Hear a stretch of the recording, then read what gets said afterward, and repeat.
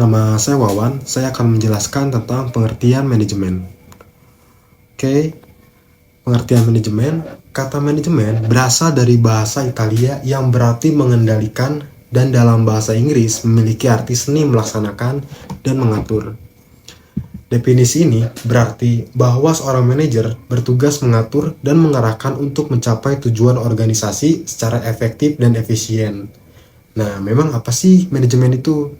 Manajemen adalah sebuah proses untuk mengatur sesuatu yang dilakukan oleh sekelompok orang atau organisasi untuk mencapai tujuan organisasi tersebut dengan cara kerjasama memanfaatkan sumber daya yang dimiliki.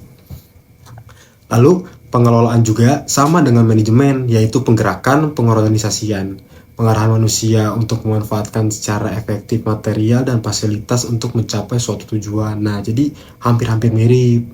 Lalu siapa aja sih yang membutuhkan manajemen? Nah, yang membutuhkan manajemen itu ada perusahaan atau bisnis, ada semua tipe kegiatan, dan ada semua tipe organisasi. Lalu kenapa manajemen sangat dibutuhkan? Yang pertama, untuk mencapai tujuan organisasi. Lalu yang kedua, untuk menjaga keseimbangan di antara tujuan yang saling bertentangan. Yang ketiga, untuk mencapai efisiensi dan efektivitas. Manajemen juga terdiri dari input dan output. Lalu ada konkret pengertian manajemen. Yang pertama ada planning, yaitu perencanaan. Yang kedua ada organizing, yaitu pengorganisasian. Yang ketiga ada actuating, yaitu pengarahan. Yang keempat ada controlling, yaitu pengawasan. Tingkatan manajemen, yang pertama ada top manager, yaitu diisi oleh direktur, presiden. Yang kedua middle manager, yang diisi oleh kepala seksi, kepala bagian, dan lower manager diisi oleh mandor dan pengawas lapangan. Nah, perbedaan manajer fungsional dan umum yaitu fungsional bertanggung jawab atas satu kegiatan organisasi. Lalu manajer umum mengatur dan mengawasi atas satuan kerja. Oke, itu aja yang bisa saya jelaskan. Terima kasih. Semoga bisa dipahami. Di sini saya akan menjelaskan materi Introduction of Management, yaitu materi yang kedua tentang proses perencanaan atau planning. Apa itu proses perencanaan atau planning? Proses perencanaan atau planning adalah pemilihan sekumpulan kegiatan dan pemutusan selanjutnya apa yang harus dilakukan, kapan, bagaimana, dan oleh siapa saja. Salah satu aspek penting perencanaan adalah pembuatan keputusan, proses pengembangan dan penyelesaian sekumpulan kegiatan untuk memecahkan suatu masalah tertentu.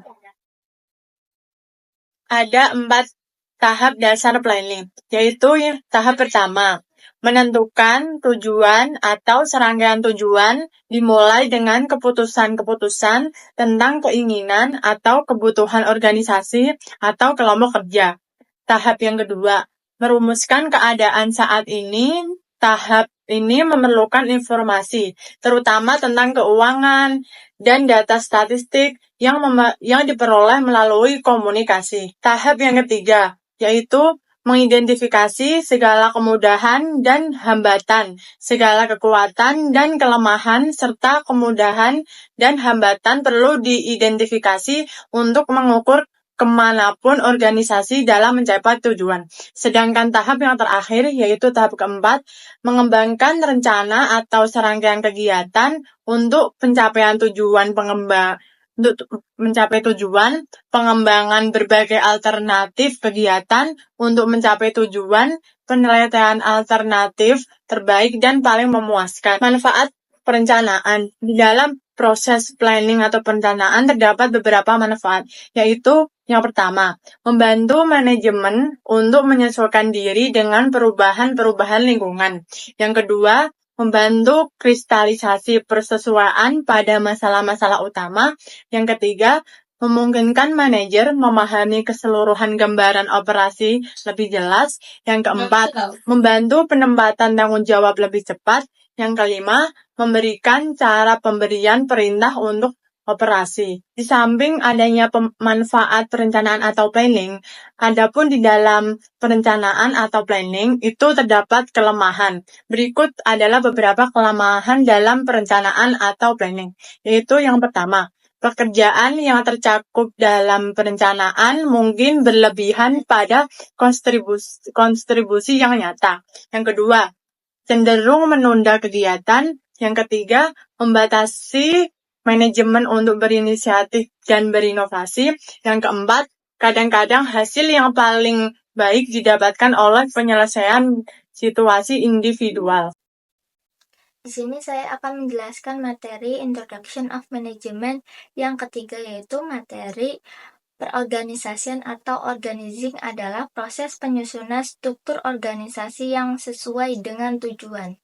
Terdapat dua aspek utama dalam penyusunan struktur organisasi. Yang pertama, departementalisasi atau pengelompokan kerja. Kedua, pembagian kerja. Bentuk departementalisasi ada fungsi, produk atau jasa, wilayah, langganan, proses, waktu, alfa, proyek, dan matriks. Pembagian kerja bertujuan untuk mencapai tujuan di mana individu tidak dapat mencapainya. Wewenang dan delegasi. Wewenang delegasi adalah proses di mana manajer mengalokasikan wewenang ke bawah pada orang-orang yang melapor kepadanya. Dalam personalia ada dua lingkungan, yaitu yang pertama lingkungan eksternal, contohnya lamaran pribadi, sekolah-sekolah, perusahaan, pesaing, dan lain-lain. Kedua, lingkungan eksternal, contohnya yaitu promosi, transfer, dan penataran. Kompensasi yaitu pemberian kepada karyawan dengan pembayaran finansial sebagai balasan jasa untuk pekerja yang melaksanakan. Penentuan kompensasi. Yang pertama, kesediaan membayar. Kedua, kemampuan membayar. Ketiga, persyaratan membayar. Bentuk-bentuk pembayaran yaitu 1. Upah harian. Kedua, gaji tetap. Ketiga, upah insentif atau bonus dan komisi. Halo teman-teman, perkenalkan nama saya Adi Pratama. Di sini saya ingin melanjutkan materi sebelumnya. Materi selanjutnya itu ada pengawasan atau controlling. Pengawasan manajemen adalah suatu usaha sistematik untuk menetapkan standar pelaksanaan dengan tujuan perencanaan ya teman-teman.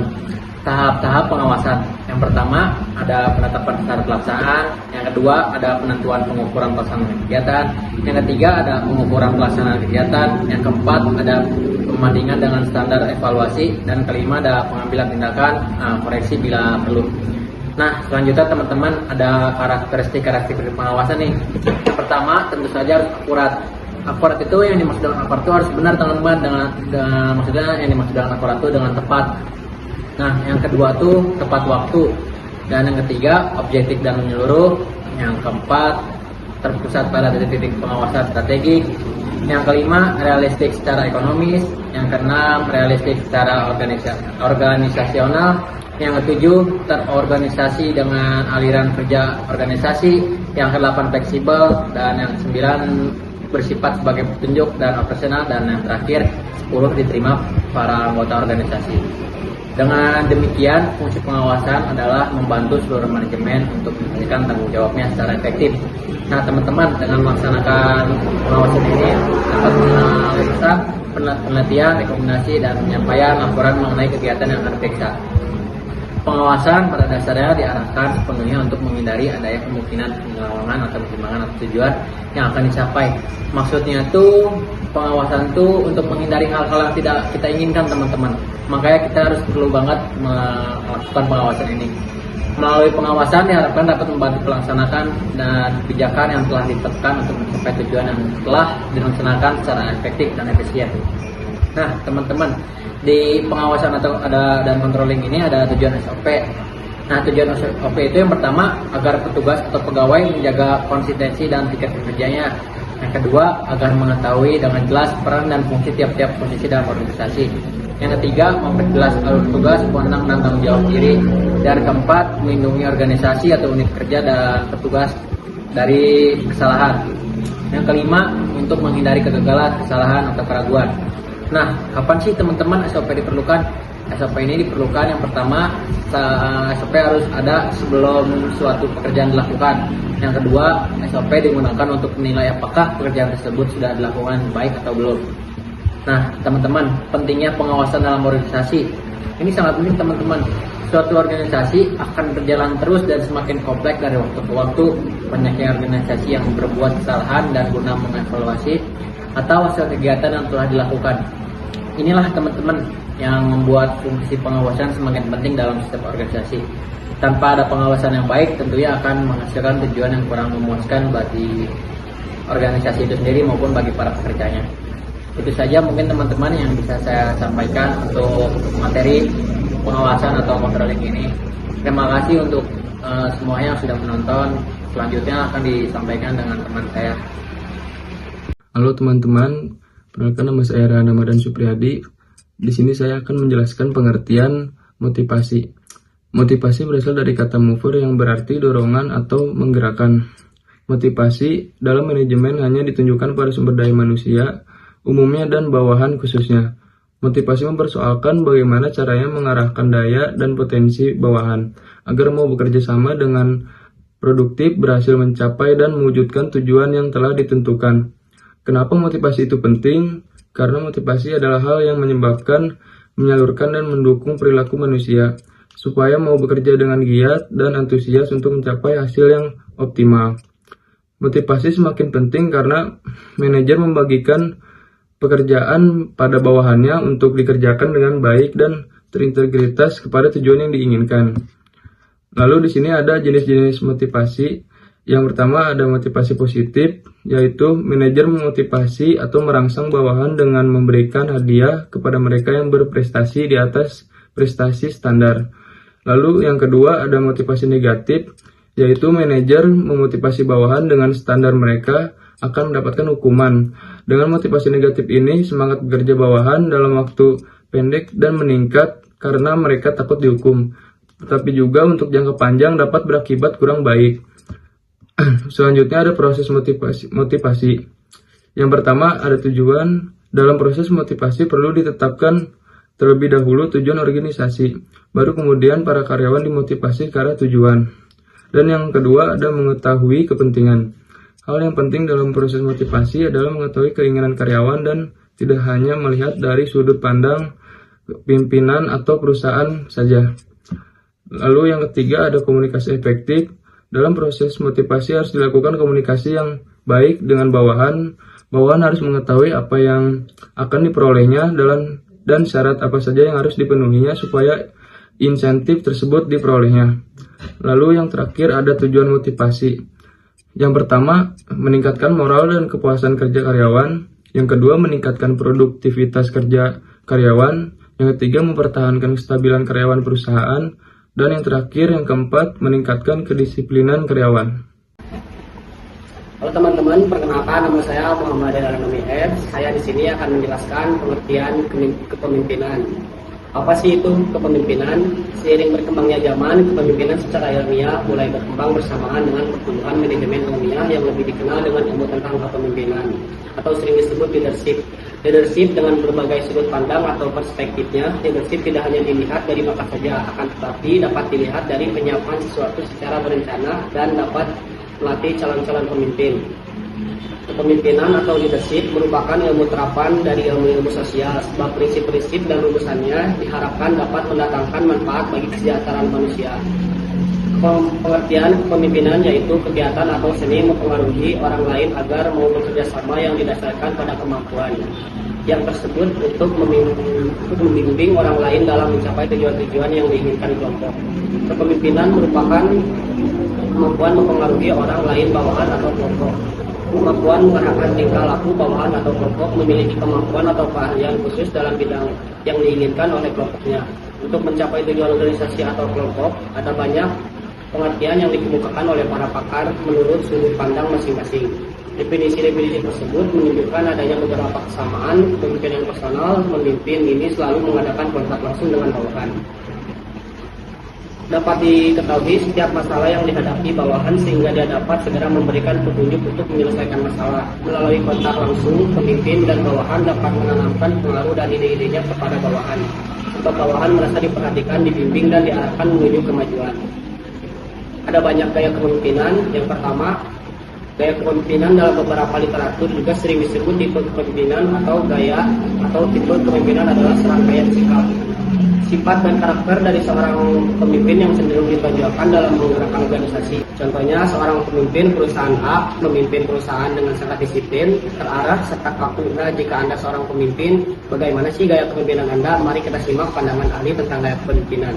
Menurut Francis Licker, gaya kepemimpinan seorang dalam organisasi dapat dikelompokkan menjadi: yang pertama ada eksploitatif, yaitu pemimpin yang memeras bawahan harus mencapai tujuan yang ditetapkan, kalau tidak bisa dihukum. Yang kedua ada otoritatif, yaitu kepemimpinan yang keras terhadap bawahan tidak boleh memberi komentar terhadap perintah pemimpin. Yang ketiga ada konsultatif, yaitu pemimpin yang selalu meminta pendapat dari bawahan, perintah biasanya dikeluarkan setelah diskusi dengan bawahan. Yang keempat ada partisipatif, yaitu pemimpin yang selalu mengambil keputusan sesuai kesepakatan bawahan. Selanjutnya, yang pertama ada kepemimpinan personal. Kepemimpinan personal yaitu pemimpin ini selalu mengadakan kontak langsung dengan bawahan.